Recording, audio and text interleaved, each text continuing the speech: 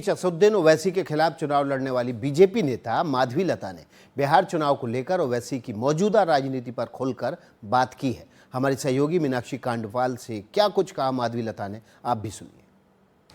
नमस्कार, स्वागत है आपका एनडीटीवी इंडिया पर। आपके साथ मैं हूं मीनाक्षी कांडपाल और आज एक स्पेशल बातचीत में मेरे साथ बीजेपी की फायर ब्रांड नेता माधवी लता जी इस वक्त मौजूद हैं। माधवी जी, सबसे पहले तो बहुत स्वागत है आपका आज प्रोग्राम में, इस बातचीत में।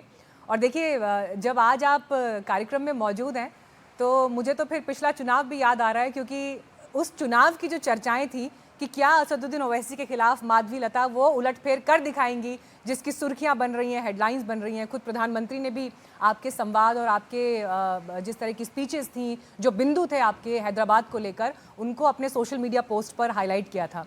चलिए, बेशक चुनाव आप नहीं जीती, लेकिन जनता के बीच आपने अपनी जगह बनाई और आप हेडलाइंस में भी रहीं, मीडिया की भी फेवरेट रहीं, कम से कम चर्चाओं में, डिस्कशंस में, जब आपको लेकर काफ़ी एक्साइटमेंट था आपके इंटरव्यूज़ को लेकर और जिस तरह के संवाद आपने रखे। तो मैं एक बार फिर से आपका स्वागत करती हूँ मैम।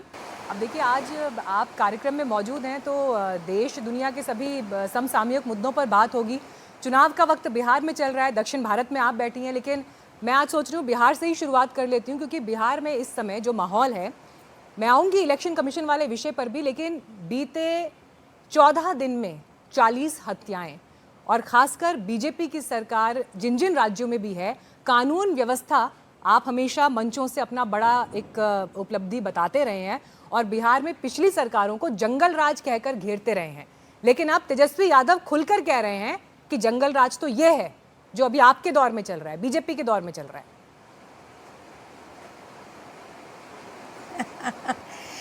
मीनाक्षी जी, मैं बस यही कहना चाहती हूँ, केवल बिहार से नहीं, सारा भारतवासियों से कहना चाहती हूँ, बिहार एक जंगल है। यह बात भाजपा ने नहीं, कांग्रेस के अधिनेता और वरिष्ठ नेता राहुल गांधी जी ने कहा है। शायद वो भूल गए हैं, बिहार वह जगह है जहाँ नालंदा महाविश्वविद्यालय था।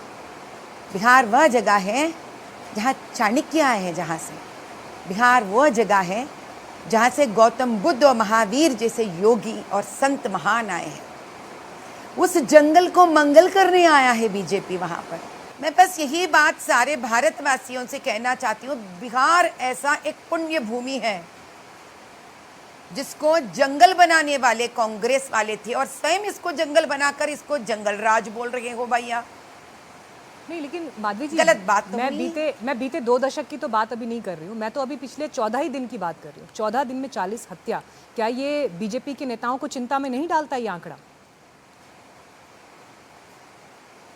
मैं एक बात बताती हूँ, हर वक्त जब भी कांग्रेस गवर्नमेंट अपना राज चलाने में विफल होती है, जहाँ जहाँ भाजपा की सरकार होती है, कहीं ना कहीं इस प्रकार की कंट्रोवर्सी को खड़ा करने की वो लोग पूर्ण कोशिश करते हैं। इलेक्शंस के समय पर कोई ना कोई ऐसा मामला, मुद्दा उठाओ, इतने वो गिर सकते हैं अपनी सोच और अपने कामों पर। मैं आपको अब बिहार से आगे लेकर चलती हूँ महाराष्ट्र में, जहाँ पर भाषा को लेकर इस वक्त एक पूरा विवाद छिड़ा हुआ है। ये तस्वीर सिर्फ महाराष्ट्र की ही नहीं, बल्कि दक्षिण भारत से आप खुद संबंध रखते हैं, तो दक्षिण भारत में आपने भी देखा है, तमिलनाडु हो, कन्नड़ा हो, वहाँ पर किस तरह से भाषा को लेकर, थर्ड लैंग्वेज पॉलिसी को लेकर एक ज़बरदस्त डिबेट छिड़ी हुई है। मैं आपका इस पर टेक समझना चाहती हूँ कि जब महाराष्ट्र में मराठी बनाम हिंदी या मराठी बनाम दूसरी भाषाओं की बात होती है, तो इसमें सही अप्रोच क्या होनी चाहिए इस विषय को देखने की? मैं एक ही बात कहूंगी मीनाक्षी जी, भाषा भावना को व्यक्त करने का एक माध्यम है। भाषा के वजह से लोगों की रोजी रोटी कमाने की माध्यम बढ़ती है और एक नया मौका मिलता है। भाषा ऐसा तो नहीं है कि जो इंसान को मातृभाषा भूलने की आदत है, उनको हिंदी से कोई ऐसा कोई शिकायत नहीं होनी चाहिए।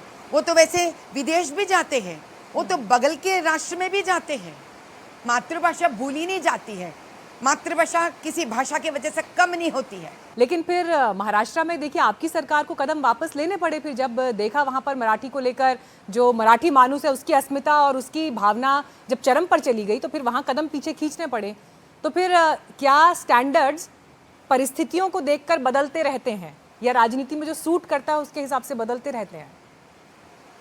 नहीं मीनाक्षी जी, लेकिन जब अपनों पर, भाजपा को जब अपनों पर डंडे मारने का, गाल पे एक चाप देने का, खींचकर गाल पे देने का काम जब अपोजिशन पार्टी करता है तो महत्व क्या है? अपनों को बचाना या भाषा के बारे में सोचना? बताइए आप। भाजपा भावुक है, राजनीति नहीं चलाती है। अगर भाषा के लिए अपनों को ही मार खाना पड़ रहा है एक अच्छी सोच के लिए, तो जिद पे तो नहीं बैठ सकते हैं ना। ये महाराष्ट्र की समस्या नहीं है मीनाक्षी जी, ये अपोजिशन की समस्या है कि कैसे महाराष्ट्र को कब्जे में लाए। जिनके खिलाफ आप चुनाव लड़ी, बेबाक बोलने के लिए वो भी वैसे ही जाने जाते हैं, ओवैसी साहब की मैं बात कर रही हूँ। और जब आप उनके खिलाफ चुनाव लड़ रही थी तो आपने चुनावी मंचों से उन पर खूब ज़बरदस्त हमले उस दौरान भी किए, चाहे तथ्यों के साथ किए, चाहे हैदराबाद की जनता क्या सोच रही है उस लिहाज से किए। लेकिन देखिए, चुनाव के बाद की परिस्थिति क्या है कि जब देश में ऑपरेशन सिंदूर होता है और विदेश में डेलीगेशन भेजा जाता है, तो उस डेलीगेशन का हिस्सा असदुद्दीन ओवैसी होते हैं और वो भारत की बात विदेश में जाकर करते हैं, भारत का पक्ष रखते हैं आतंकवाद के खिलाफ, कि कैसे भारत की सेना ने एक बड़े ऑपरेशन को अंजाम दिया और जहां पे प्रिसाइज अटैक्स करके आतंकवाद को मुंहतोड़ जवाब दिया। आपने कुछ बधाई दी उन्हें जब वापस लौटे, वो हैदराबाद दिल्ली लौटे? कुछ फ़ोन कॉल वगैरह पे बात हुई?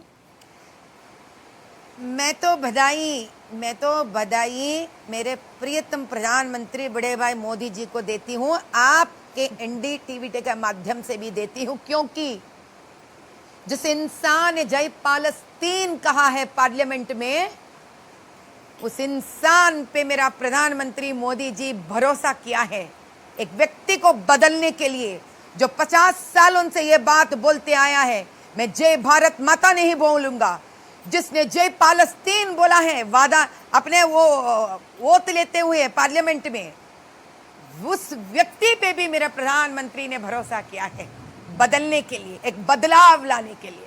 ये जो बदलाव उन्हें अपने आप में लेके आए हैं विश्व में, ठीक है, भारत के प्रति जाकर बात करने का, हाँ, थोड़ा तो बधाई बनता है उनके लिए। ठीक है।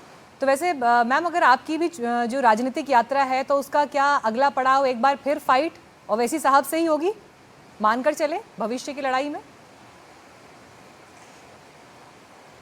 ये हमें नहीं पता मीनाक्षी जी, क्योंकि ये पार्टी निर्णय करता है, ये अधिष्ठान निर्णय करता है।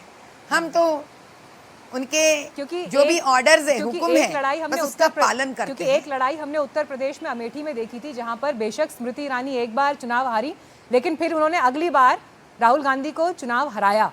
तो क्या माधवी लता भी उसी तरह की किसी लीग पर आगे बढ़ रही हैं या आगे बढ़ती हुई हमें दिखाई देंगी? हम आज पुराने बस्ती यानी कि भाग्यनगर यानी कि हैदराबाद क्षेत्र में जमकर सत्य, धर्म और न्याय के लिए लड़ रहे हैं।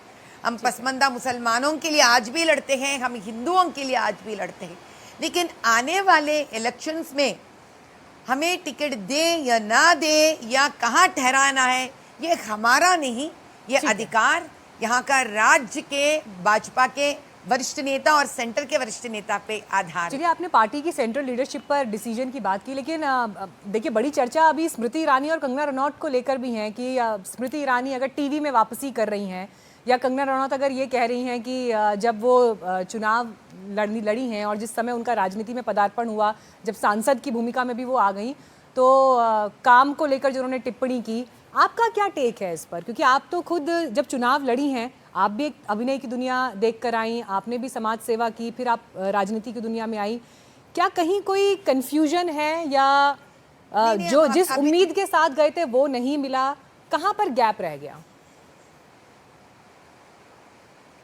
नहीं, पहली बात, कंगना जी के जो उन्होंने कहा है उसको समझने के लिए पहली बात तो है, हमको वो जो कहना चाहते हैं उसमें आपको गौर करना पड़ेगा।